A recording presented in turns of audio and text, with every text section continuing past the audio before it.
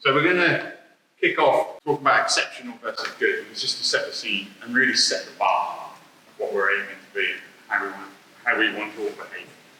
I've spent the last 6 years, not as a practitioner inside a business, but as a coach.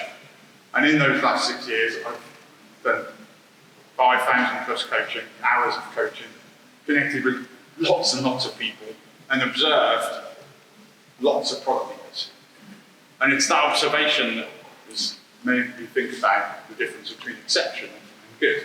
And that's what we want to talk about. So what was the biggest learning from that? The biggest learning was what is the actual difference between product leaders who are good at their job, and their staff like them, and product leaders who are phenomenal, who are proper, exceptional, and stand out. Just to start with, it would be good for you guys to think about, just as a thought exercise. Can you just think for yourself in your head of a leader you've experienced who you thought was so the opposite? Not very good. I see a few smiles around the rooms. You're remembering some experiences. Can you now think of another one who was also so? Surprisingly, it's not normally that difficult. How about the opposite? Can you think of a leader you've worked with who was exceptional? Above and beyond, properly exceptional leader. We're going to think about that person in a minute in a lot more detail. But the reason I'm going to think that through is when I observe this at a high level without any science behind it, just reviewing and thinking about all the people I've experienced, and doing some desk research and some ChatGPT research, I reckon probably it's fair to take the 80-20 rule. The 20% are not so are above par, and 80% are below par. And that's not a surprise, because we don't invest in leadership enough. We promote, we've all heard of the Peter principle, we promote people who are good at being an IC, and we put them in a leadership job because they're good at being an IC, and we forget the fact that a leadership job is completely different. They might be good managers, but management isn't leadership.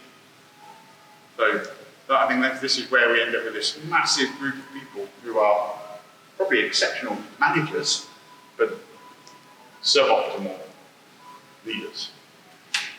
Then we get that 19%, sorry, get my math right, that 19% who are actually good leaders. And we've hopefully been lucky enough to all work for one at some point and experience that. And then there's that 1% who are exceptional. That's where you guys have got to aim. There's no point aiming at good. That's not very exciting. We want to be exceptional and be in that 1%. So everything we do today is focusing on how we help you get there. In your books, and we're just going to do this sat where you are, because it's a super quick exercise. This is just a 3-minute exercise. I just want you to think about that leader you just thought of who you thought was exceptional. And if you haven't got one, then the best one you can imagine. Or if you want somebody who inspires you, like we talked about last night at dinner, a leader that you maybe haven't worked with, but they inspire you. I just want you to think about how do they make people feel? How do the people around them feel? What happens when things go wrong? How do they act and behave? Do they panic? Do they get stressed? Are they calm, collected? What happens? And you go to them with a massive crisis. What's their response? Do their hands go like this? Or we can deal with this, and they're laid back. How do they learn? And the fact, if you don't know how they learn, that's an interesting point. They're not sharing that with you. And exceptional leaders do share that. And how do they set direction? How do you know, when you've worked with those people or you've observed them in a different environment, how do they set the direction? What do they do? Just a sentence in each box, just a bullet point in each box, not even a proper sentence. This is just a 3-minute exercise. I'm timing it now. This is the only one I think we do where it's sat at the table. It's sat here, everything else is moved. Just think about those 4 boxes. Right, that's fine. This is the warm-up exercise, so you get used to thinking and writing, warm you up for the day. The next one's a bit more involved. Now, let's just have a few shoutings. How do they make people feel? What do people think about that?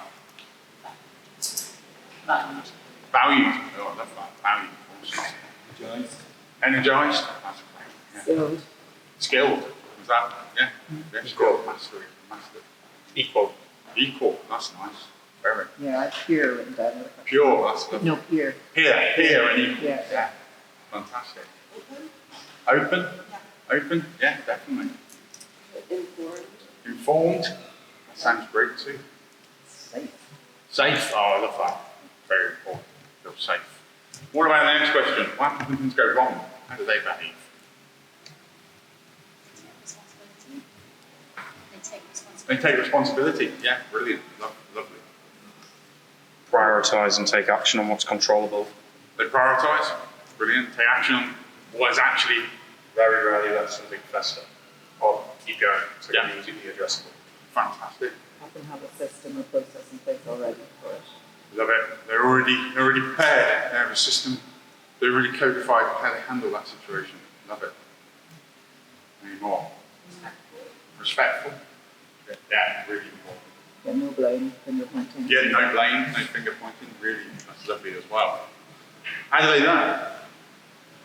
That's the hard one, to be fair. From other people. From other people. Nothing, not just about it, in a hierarchical world. Yeah, learn from other people. The right book at the right time. I think rather than the obsessive, like read all the time. Rather than right book at the right time, rather than I've read this book and now we're all going to do this thing because I've got obsessed by it. Yeah, we've probably all experienced that. Yeah. They train? Yeah, definitely. Yeah. I mean, I know a few CEOs who are open about the fact they're off on leadership training and growing themselves. Really important. Share it. Yeah, they share their interests. They don't keep it to them. They share they share what they're learning and they're inspired by it. And want everyone else to see it. Yeah. So that's one. How do they set direction? I can't hear. In a clear and simple way. Clear and simple. Simple. Yeah, clear and simple. And by example.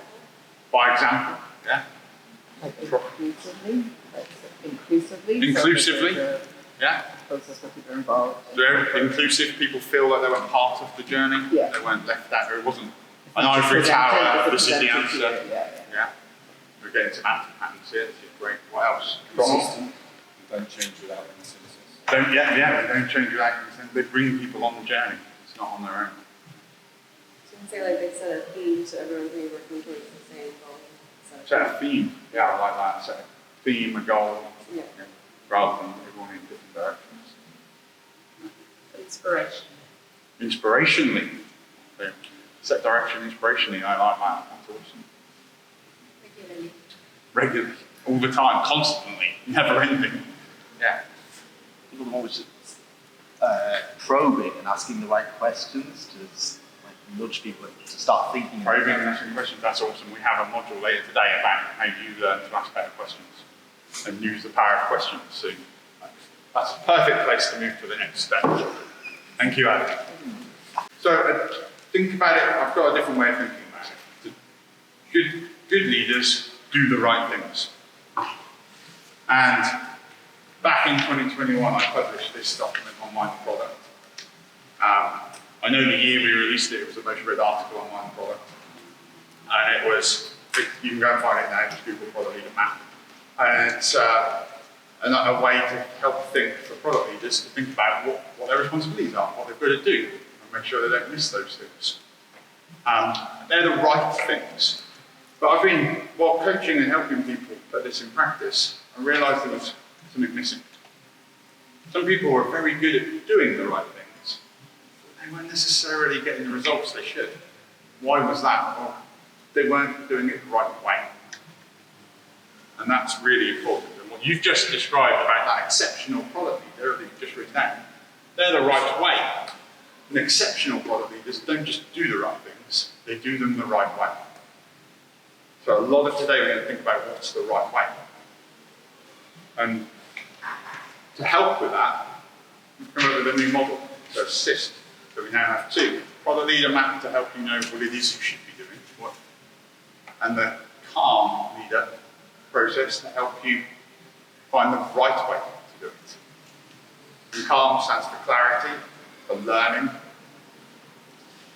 I've forgotten, for authority and for momentum. So we have those four things: clarity, learning, authority, and momentum. We're going to go into exactly what each of those mean. When we think about clarity, we want to ensure that people are talking to the audience in the right language. And that does, I don't mean whether they're speaking in English or French. I mean, if I'm talking to board members, I need to use the vocabulary that board members hear. We were talking last night at dinner about the multi-pagan agency topic, and this came up. And when I talk to board members about the fact that we're going to spend a bunch of time and money doing discovery, I don't call it discovery. I call it product investment diligence, because they understand that. It's the same thing. We've just translated it to a language that they understand. And they like doing due diligence. It makes them feel safe before they spend a lot of money. So they're very happy that a product team is going to do due diligence. Great. But when you go and say to them, hey, we're going to spend time and money doing product discovery, they don't know what that is. Because we're expecting them to talk our language. And exceptionally, just translate. They don't expect the audience to know their domain. They translate the audience's language. So we speak the audience's language. They turn complexity into simple, which you just mentioned. They remove edge cases a lot. You mentioned that with clarity, a theme. They get rid of all the rabbit holes. They keep us focused. And constantly aligning people, everything you just mentioned. On authority, I'm going to move over here to read it. On authority, they're influencing and always negotiating. They don't go to a meeting without a reason. They don't speak without a deliberate. Everything's deliberate. It's thought through. They know what they want the people in the room to leave thinking. They don't just turn up because they've been invited. It's deliberate. And they're always negotiating. Whenever exceptional leaders wearing you, they're always pushing you and negotiating to go that little bit further. Always. Now praise, but then, oh, how can we go even further? That's amazing, but what's the next bit? They map everything to purpose or to budget. Typically both, depending who they're talking to. Never lie, never make stuff up, and they never commit for other people. That's the same as lying. Yeah, we can do this in 3 months when they've never spoken to the people who are doing it. That's just the same as lying. I have no idea, I'm just pulling numbers out there. And they use questions with deliberate words. They really use questions super powerfully. Thinking about learning, they're always learning and curious. They're self-aware, and they know their weaknesses, and they're happy to be vulnerable and share those weaknesses. They openly admit mistakes and hope other people learn from their mistakes. They go into the detail when it's needed. They're very capable of digging really deep into really low-level detail, but they only do that when it's needed instead of doing it all the time, which is a mistake. And then lastly, momentum. What's that about? Well, they scale leaders around them. That's a really important point. And so many people fail to do this. The only way to improve a function and an organisation as a leader is that if I help everyone else around me improve their leadership. So it's not relying on me being in the room. Other people are going to be leaders too. They have a bias towards impact, not activity. In our product language, we would call that outcome versus output. In business language, it would be impact instead of activity. They put well-being first, and this is very important. Firstly, as individuals. Those exceptional leaders look after themselves first. They prioritise their well-being. They make sure that if they want to have a session routine in the morning where they look after themselves, go to the gym, meditate, whatever it is, do yoga, whatever it is to look after themselves, if they have a stressful job, they do it and make sure they take care of themselves. They recognise if they don't take care of themselves, they can't take care of their people. And when people have that mindset, they also care about it in others. They look for stress, they look for sustainability, rather than, this is where momentum. We can have momentum for a short, brief period if we burn out our staff, but if we sustain it and have continuous momentum, we'll look after people. And lastly, they make fast and bold decisions. And we're going to come on to that later, we have a whole section on decision making. But they're not scared to make bold decisions with imperfect data. And they recognise that an imperfect decision is far better than no decision. No decision wastes time and money, and you can go this and take over. Money burns every minute in an organisation. whether you feel waiting for the perfect situation to make that perfect decision that might not have any risk. How much money are you burning while you're waiting for that? It's a huge waste. Think about you, yourself, and as an individual, how do you feel you perform under the form? And it doesn't matter if you're in a high leadership job or not even in an IC role. Everybody has a leadership capability. You haven't got to have a job title to be a leader. So everybody should be able to do this. What the exercise is inside the circle. I just want you to make some bullet points of examples of how you do it. Personally. I'm not going to ask you to share it with anybody but a pair, anybody to discuss it in pairs. But other than that, you're not sharing it with the room, so don't worry. Be honest and vulnerable with that pair. And don't worry if the scores feel low. That's okay. Remember we said it's only 1% there at the top. We want to work to get there, and this is our benchmark. So don't worry and don't feel negative at all. If I don't think I'm very good at this, that's fine. Because the plan you leave with today is going to get you to be very good at it. So that's all right. So there's no wrong and no bad here. We just want to see where we're at, so we can then improve.